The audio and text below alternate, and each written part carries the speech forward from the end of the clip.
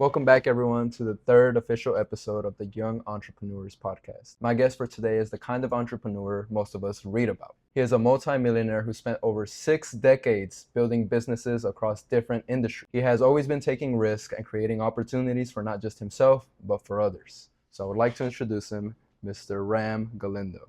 Thank you for giving me the opportunity to come by my podcast today, Mr. Adrian, you give me an honor to allow me to be a part of your podcast. I wish you the best. Thank you. I'm trying to get you in touch with the new technology, the new kiddos around my age, right? These are guys that will change the world. You are already changing the world to a better place. Yes, sir. Thank you. I appreciate it. So I wanted to get started and I wanted to ask you, you've had over probably 6 decades of being an entrepreneur. That's What correct. what started that journey? Well, when I finished college, I was an engineer and I went to work for the highway department building the spaghetti bowls, the interchanges in Yeah. highways. I realized I needed a little more education. Mhm. I came back to Texas A&M where I got my bachelor's degree. I got my master's degree. And once I had a master's degree, a company in Houston hired me, which was the preeminent construction company in the world. Okay. And they had a special setup section to do the engineering for the difficult problems that they have building ports, pipelines, airports, tunnels, highways, Yeah. all over the world. They have very special projects, so they hired me to it. And that was the best business engineering school that could have gone to. Uh-huh. And I wanted to go in business by myself. My bosses wanted to do that too, but they didn't dare to leave their jobs. So I did with a classmate of mine from A&M who was an electrical engineer working Mhm. in the rocket systems that were just beginning. I'm talking about 1963 now. Yeah. So we both quit our jobs and bought a Jeep and drove down all the way to the heart of South America to start our own engineering company there. That's Really? how I got started. Really? Yeah, Drove all the way down there. That's some yeah, dedication. that's an adventure. It's a trip in discovery. Uh-huh. Why did you end up picking Texas A&M to be the college or university you went to? Well, I was born and raised in Bolivia, in Mhm. Cochabamba, Bolivia. And I didn't find my father was a very prominent and successful engineer there. Mhm. He built a lot of stuff and they're well to do. But he had studied in Chile. Chile is a neighboring country. Yeah. And they had good universities, good schools. But I wanted to come up here, and so I finally did. After I finished high school kind of early, I was 16 when I finished here and finished there and moved to start at Villanova University in Philadelphia. Uh-huh. I didn't like it there, so I moved here, and there was a love affair at first sight between me and Texas A&M. So when you and your friend left back to Bolivia, when did y'all come back? How long were y'all even there for? Well, I kept going back and forth because we had business, and he got sick with hepatitis and he couldn't go back. Okay. But I kept going back and forth, and I did that for 10 years. Mhm. And then finally, after 10 years, I decided this is not for me. And that was the height of the Cold War between the Soviets and us. Really? And Oh, I was man. very involved in it. While the center where America and Russia were, there was a Cold War. The fringes were very, very hot. Vietnam was blazing. Africa was invaded by the Cubans, and Yeah. South America was invaded by the Reds too. Mhm. And so I was involved in that fight, and then I realized, I mean, that's not going to be won in the fringes. Yeah. That war is going to be won here. So I came back. This is where I felt I belong. My bones will disintegrate here. This will be part of me when Yeah. I'm gone. So I came back here and I got not only involved in doing more business, but also involved in the political struggle to get rid of communism as a world menace. Mhm. Mm. Okay. So what was the first business you started? The first business I started was a consulting engineering company Uh-huh. in Bolivia. Mhm. Second business I started there was a tin alloys, solder wire. Uh-huh. In the old days, that's in the 1970s, mid-70s. Yeah. There was no digital cameras yet or anything like that. So everything was with solder wire. If you open an old TV, you see little points of solder everywhere. Mm-hmm. Avionics, everything, and that was a critical ingredient for the defense industry. So we sold a lot of solder wire. What was the most common issue you faced between those two businesses?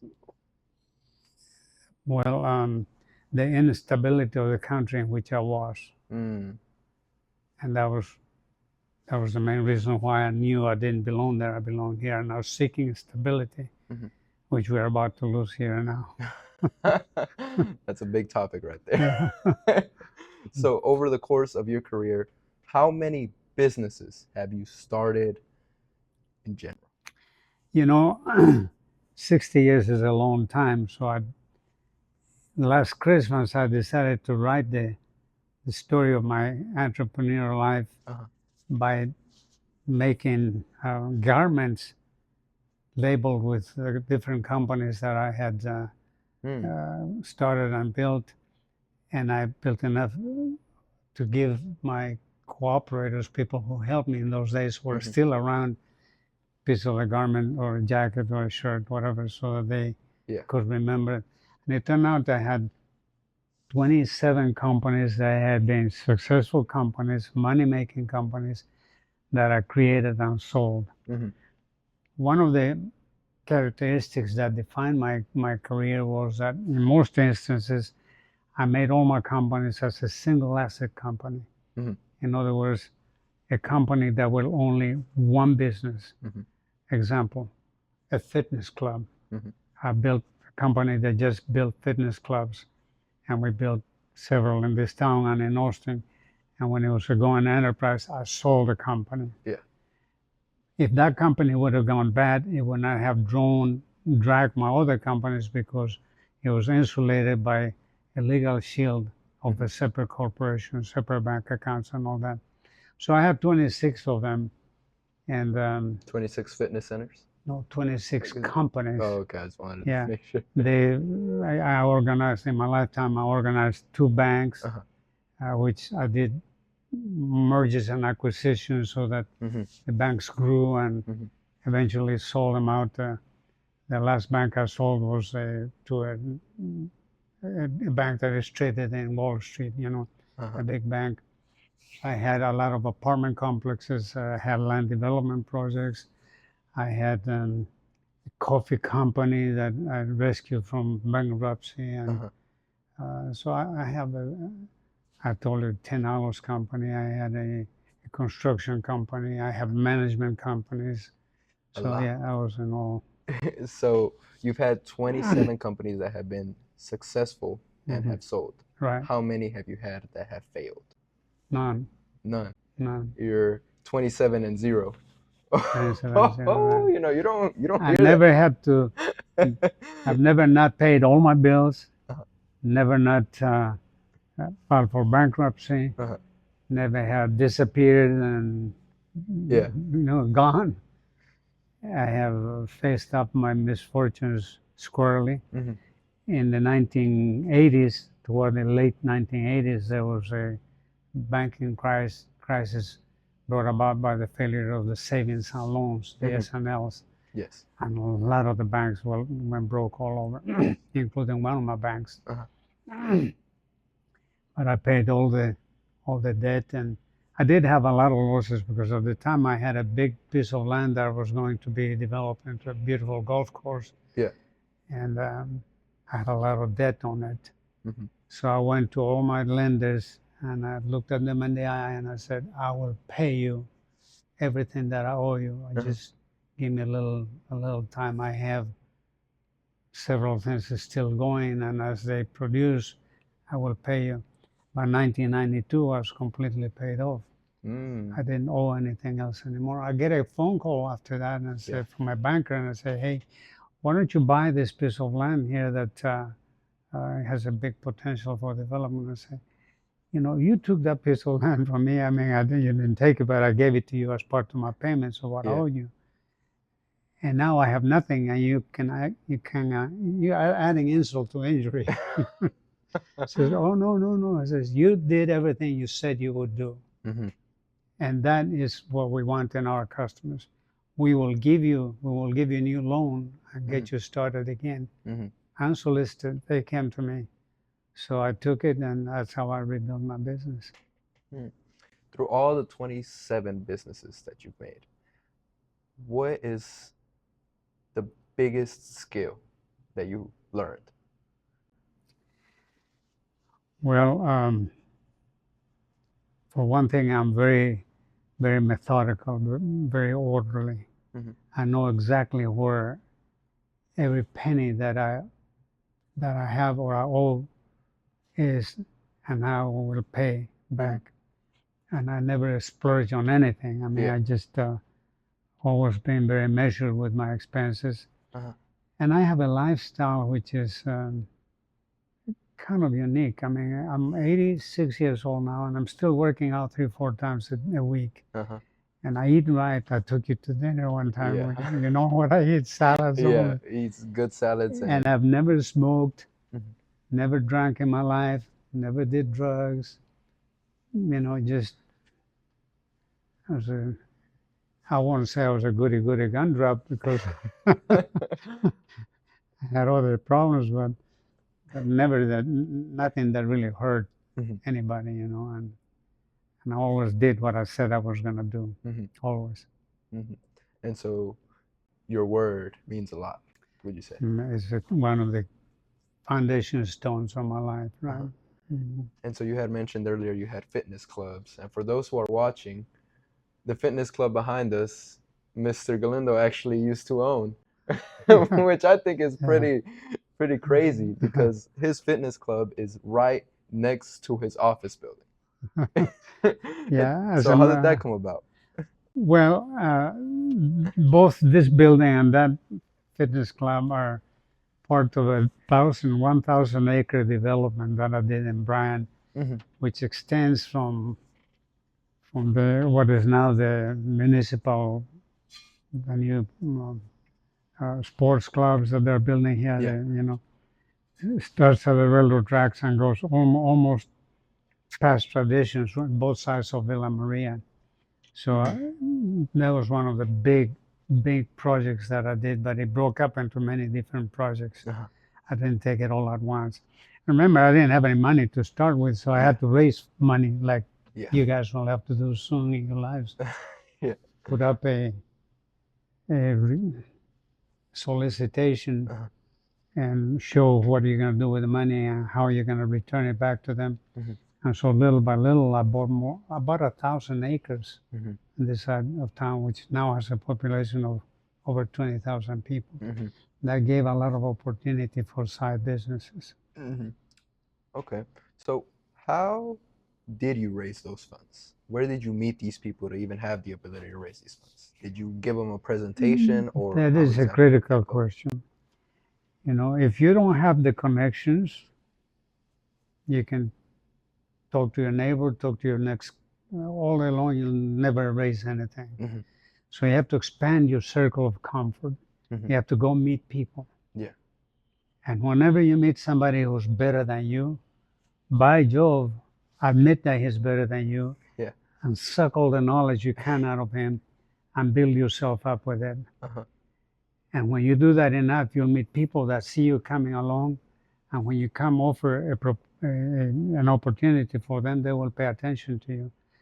Mhm. And then they will help you get more other people with funds too. So the main thing is, your word is your bond. Mhm. Always do what you say you're going to do, and people know that.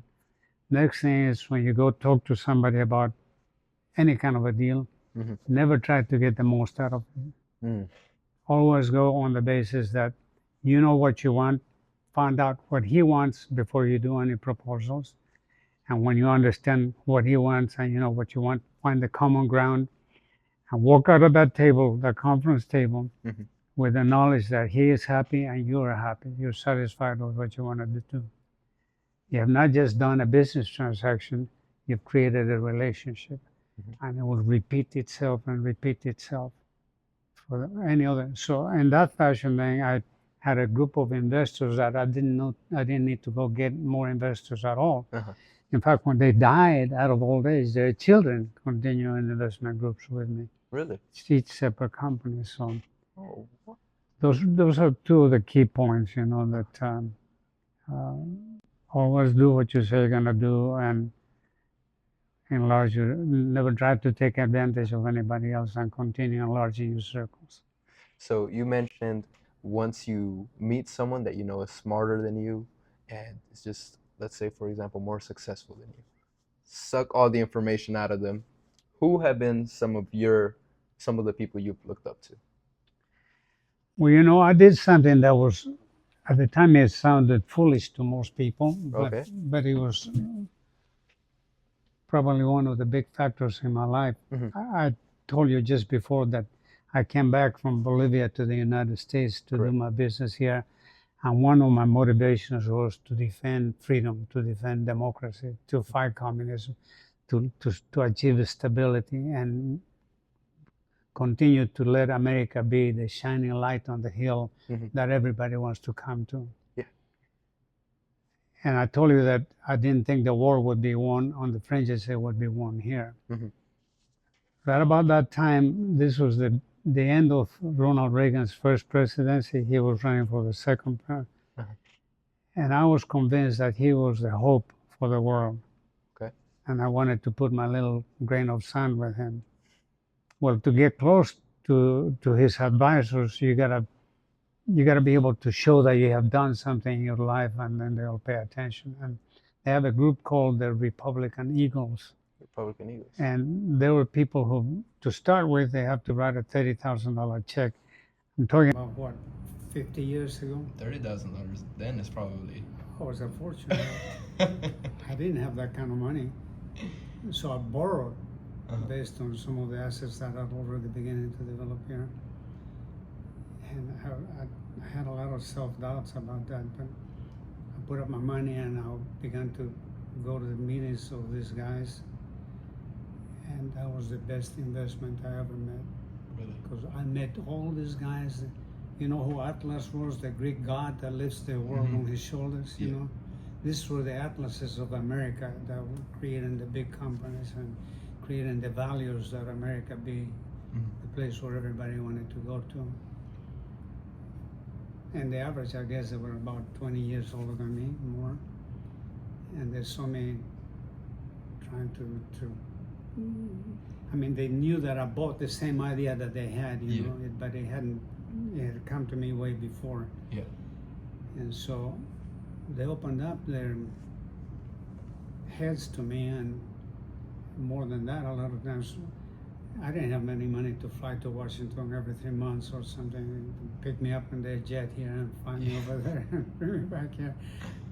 They kind of like me, you know, and one of them just plain told me, "Hey, Galindo, I know you don't have a pot to piss on, but I like you, and I'm gonna make sure that you continue to do this, and because you help us, you give us a view that we don't have." And in fact, President Reagan, and in a luncheon there, I just met him the first time, and in the White House, maybe about 40 people from the Republican Eagles. So at the beginning of the lunch, I went, you know, he had a list of all of everybody. He said, says, "I'm Ramiro Galindo." He says, "Oh yeah, I see your name here." So I told him who I was, and you know, he said, "Hello, thank you for serving America, and you're a great leader. I'm here to help any way I can." Yeah.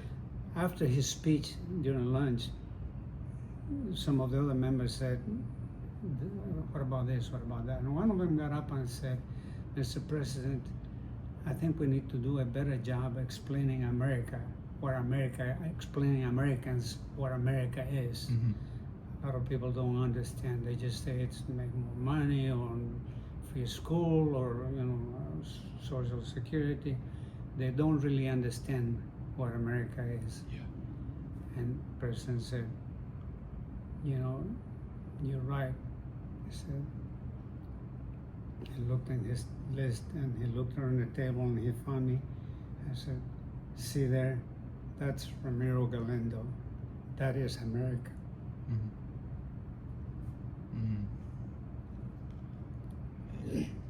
Wow. At the White House, and he called you out specifically? And the president. So that was what you guys are trying to do as entrepreneurs. Uh-huh. You know, 40 years from now, you'll be in my shoes, maybe 60 years from now. And you'll be telling kids, it is not chasing the buck. That is not what we're here for. It is to create values, to make everyone's life better. Mm-hmm. You don't do that by setting as your goal to be a millionaire, Yeah. or to get as much money as you can. You might do that, but you're not going to be a self-fulfilled person that is also helping others. You create the values, let the market put a value to your market, to your services, to whatever you're doing. And if it's a good value, everybody's going to want to buy it. Everybody's gonna want to buy it. Mm-hmm. Wow. And you'll become a millionaire whether you want to or not. Mm-hmm. Yeah. Wow, that's a very impactful story. Mm-hmm. Oh my gosh! So you would say the core thing is to always give value to people, Yep. Create the values. create the values. Interesting. Some people recognize that it is a value and it's good for them at the time. Others will just pass on. Mm-hmm. You know, when I created this fitness center you're talking about here, people thought, you're crazy. What are you doing?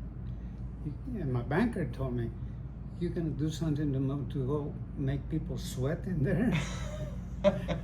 You're not going to have many takers. But, you know, it was a question of timing. America was going through a renaissance of fitness about that time.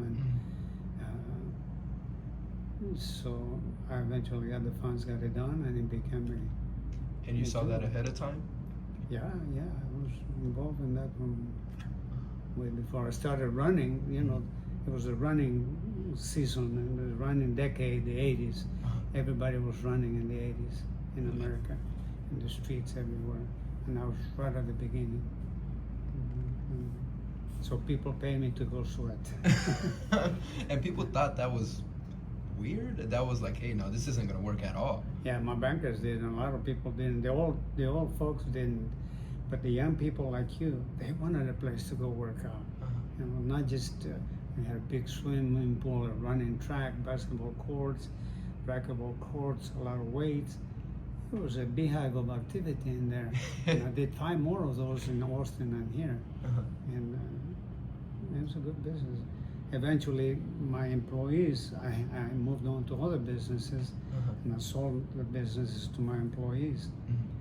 And a few years later, they sold it for $7 million profit to themselves. 3 employees. And so, most people don't sell anything to their employees. Yeah. What made you be like, hey, I'm gonna give this to my employees Well, I instead of told you going that full profit? most of my companies were single asset companies, you know. And when you do that, you get to develop your own group. I mean, your assistants. And I didn't have the big company that I could. When I sold that, I was going to another company, and I was seeing more opportunities. And so I said, look, I'm going to sell this. I'll make it easy for you to buy it if you want to buy it. So I gave them a second lien on their loan and gave them easy terms to get out of it. 5 of them took it initially. 3 of them dropped out. Really? 2 stayed with it, and they became millionaires. And why did the others fall out? They couldn't see the payoff. They were chasing the buck. You know, they were not creating the values. Dang. That's the difference. So you're able to miss out on big opportunities Yeah. by being closed-minded to only chasing the buck. You don't see when you set and becoming I want to be a millionaire by such and such an age. Good luck. You might be a millionaire, but you may go broke. You may cheat others. You may go to jail. Who knows? You know. Don't set your goal as being a millionaire. Set your goal as being a value creator. And living by those rules that some of them which I have mentioned to you here. Being fair to others is being compassionate. I mean, you know, I helped build a homeless center here and shelter, and I support charities. Yeah. So, when you mentioned you did the fitness center, but you also mentioned you created 2 banks. Two banks. It's rare you hear people talking about, hey, I created a bank. Yeah. You know, how did that come about? Well, I told you about fitness. In the late 1980s, no, early 1980s, I went through divorce, a bad thing. And I just, the best antidote to depression was running. And I was running a lot. How many hours a day do we work? 8 hours, most people do. I was running 12 hours a week, so it's a day and a half I was running. Really? Not that I was taking that time from other things, right? Yeah. A lot of, during that running time, you get to think a lot. And so I conceived several new projects there. One of them was the fitness clubs. The other one was, what it was I was doing developments of other kinds, construction developments, and borrowing money from the bank, and most of my profits were going to the bank. So I said, you know, if I had my own bank, I would just pay the profits to myself. Yeah. So I got the idea of starting a bank. Later I realized, no, you never do that, because when you're lending money out of your bank, you're lending somebody else's money. And if whoever borrowed doesn't pay, you're responsible for it. Yeah. So that's why banks are so careful about how they lend money, right? Because they're lending other people's money. But at the time I wasn't aware of that yet, so I started the bank. And you know, you don't just decide one day you're going to start the bank. I mean, you do, but you got to figure out how to do it. Yeah. And you have to get the right kind of people, the experience and all that. So that's how it was. Wow, because you mentioned you ran a lot. I did. And when I put myself in your perspective, this is the 80s, correct? I can't even imagine running without headphones, right? Because most people, never did, yeah. Because everything, when you were just running, you were probably just the world, listening to the world, and you No, weren't I wasn't thinking. I was producing stuff in my head. You know? That's when I came up, structured the business for the fitness clubs, structured the business for the bank, more apartment complexes here. I mean, I was alone. No one was bothering me. It was me and my running. Everything was my mind was producing. That was my most productive time. No headphones. No headphones. Yeah. Now that's crazy to think. Now everyone has headphones in the gym, while running. So you know they're not thinking. There's somebody else is giving them information or music or whatever it is. You know. And I always, even today, I still take my workout times just for me. That's when I work out my problems and come up with new ideas and all that. It's interesting. Wow. You know, those are traits that you don't learn by watching most people. You're different. I mean, entrepreneurs are different. They have a goal. Hopefully, they'll have the right goal. And the goal is not to go chase the buck. The goal is to develop what's in their brains and create a value that is good for them and for everybody else. For everybody else. You create a company, you put other people's money to work on that company, and you create jobs for others, and opportunity for those to serve, that use the services. Okay. And so, did you ever have a mentor that helped you out whenever you had issues within the business? No, but I was privileged. I always tell everybody, through no merit of my own, I was born in the most blessed home I could ever find. I grew up in a house where my father, I told you, he was an ethical man. He was a constructive man. He had ideas. My mother, from the day I was nursing, I was already learning about the virtues that I needed to be a good person. So that was my biggest influence in my life, to form myself along those lines. Interesting. As far as having just one mentor, I don't. But anytime I had a doubt or a question, I would call on all my friends, the atlases of America, and they would help me. They would give me ideas. They would tell you, well, you could do this, you could do that. And so, what was the group called again? The Republican Eagles. The Republican Eagles. Like the eagle, the birds. Is That's that- why I have that eagle outside. Is that still a thing now? The No, Republican no, Eagles? that disappeared with Ronald Reagan. Yeah. Oh, really? Yeah. It was only him. Yeah. Interesting. Have you ever had the opportunity to meet other presidents outside of Ronald Reagan? Because I've heard stories that people are like, Ronald Reagan was the best president. You know, he was amazing. Have you had the opportunity to meet other presidents? Well, so President Reagan's vice president was George Bush, Senior, the one whose library is in his honor here now. Yeah. I met him. He was not a friend, but you know, he knew who I was, and we had lunch and several meetings together. But I became very good friend with his son, George W. Bush. Him and I hit it off. We were good friends. I was a little older than he was, but we used to run together. When he was governor, it was blazing hot in the middle of August in Austin. I picked him up at in the house, you know, in the Congress there. Yeah. Go to the stadium, the Mustang Stadium. What is another one? The Longhorn Stadium there. Oh, okay. We run in the track in the middle of August, and he would never go more than 3 miles, but we'd go 3 miles. When he was in town here, he would come here. We would meet there and go running on Villa Maria. Him and I, you know, 3 miles almost. I was good friends with him, and we shared a lot of stories. And our, you know, I was in his house many times, in his bedroom visiting, and so. So, did you always pick out George W. Bush's brain while you were with him? He picked mine. Really? Yeah. So he was a great leader in that, you know.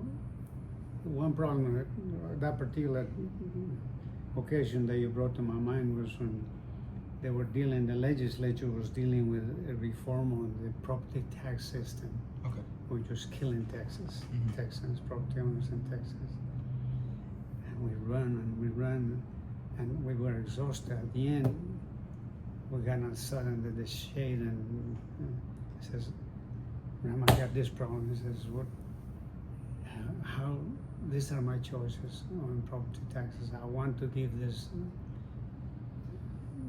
break to property owners in Texas, and Mr. Governor, I don't call him Governor then, you don't call him George anymore. Once they had it all.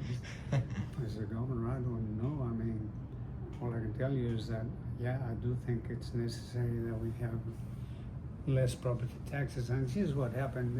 I'm going to digress a little bit if you Okay. All good. if you have the time. If you run out of time, you know, tell me. But Texas did not have an income tax. Still doesn't have an income tax. Correct. Most other states have an income tax, and Texas was strapped. The main source of income for Texas is the sales tax. 8.25% you pay. Some of it goes to the county, but most of it goes to the state. And the oil royalties that the state has from oil fields in West Texas. But we needed more income. So it says, I can't afford to reduce the property taxes because that's part of what we need. And so he finally came up with a formula that gave a little less income taxes. But then came a change in government.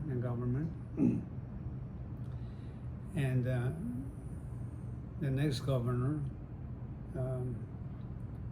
said, we can't keep on going, you know. Really? Yeah, we gotta have an income tax. In the middle of her term, the new comptroller had gotten elected. His name was John Sharp. And he says, wait, let me see what we can do first in the comptroller's office. Okay.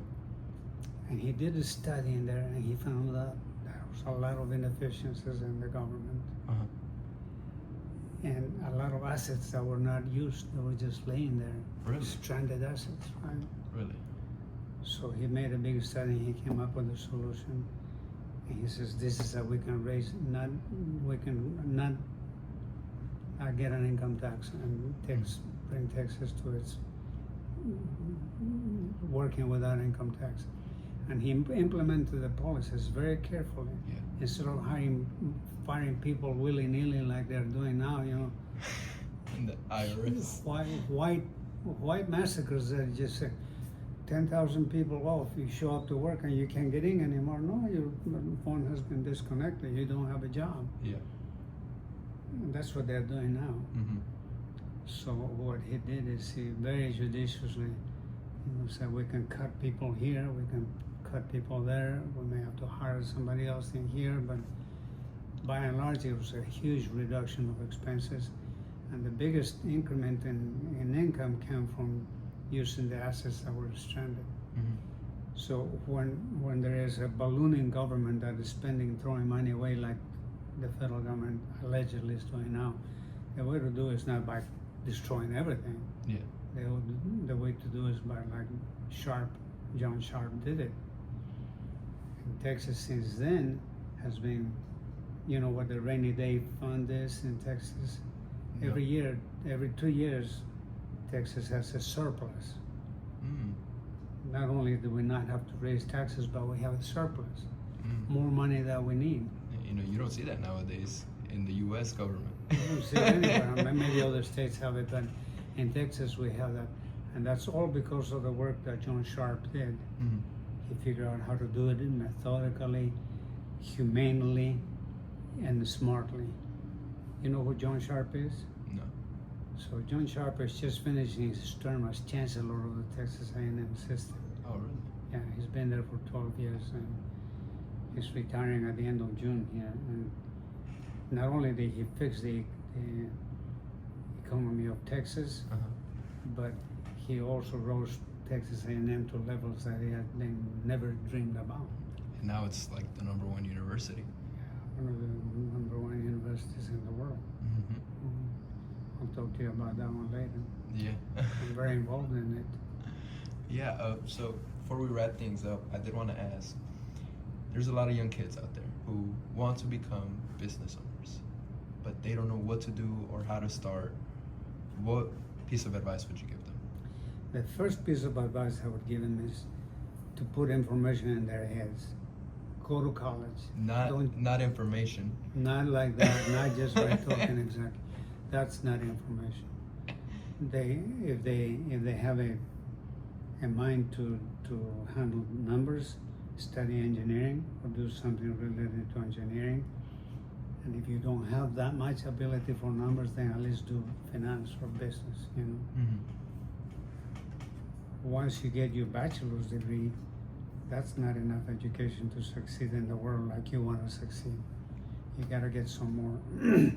So after a little experience in the world, you don't need it, you're working already. You're getting that experience, you know. Yeah. Then go back and get a master's. Mm-hmm. Once you get a master's degree, you'll be something to contend with. Mm-hmm. All entrepreneurs that want to, but if they just want to do, you know, the easy job, they're remodelers or they're, you know, mechanics or, yeah, they can have their own shop, they can have their own business, and that's fine. There's absolutely nothing wrong with that. That's great. Mm-hmm. But people with your brains, they need to develop. It's like having a mine and just scraping the edge a little bit. You know, you gotta get to the mother lode. Yeah. So always keep educating yourself. Yeah, and you can do that. That's called self-educated. You know, autodidacts. Mm-hmm. Many great people have been that way. But in today's world, there's no way you can do it with all the knowledge that is outside. Mm-hmm. That you can do by yourself without formal education. Mm-hmm. I think there's so much that the broader scope of knowledge has increased so much that without going to a preconceived, pre-designed course to give you the elements of that, you can't do it like that on your own. Really? Oh man. Wow. So we didn't get a chance to dive into like the real estate aspects of things that you've done because Mr. Galindo has done so much that it will probably take a whole movie to get it all figured out. But I don't want to take as much of his time, and I try to keep these podcasts really short. Yeah, you're always welcome, but I mean, you can't make it too long for them either. You know, the viewers need to be able to do whatever they need to do also. And I'm also scared that these cameras might shut off because I don't have a lot of storage in them. Well, let me just say a word of praise for you. I met you about a year ago, and you impressed me from day zero. You have a get up and go attitude, energy, unbounded, discipline. You get up at 5:30 to go work out. You're working here until late at night. That is it. You got the ingredients to achieve any goal you get up. You just need to get that education in you. Yes, sir. And you didn't have the privilege that I did to be born in a house where education was coming to me whether I wanted or not, you know. So you have to go seek it. But you have the talent to go anywhere you want to. And I think all your entrepreneur friends probably face that same condition. Thank you, Mr. Galindo. I really appreciate that. It means a lot coming from you. But thank you, everyone, for tuning into the podcast. And once again, thank you to Mr. Galindo for giving me the opportunity to come by. Thank you, Eddie. Thank you. All right. You guys take care.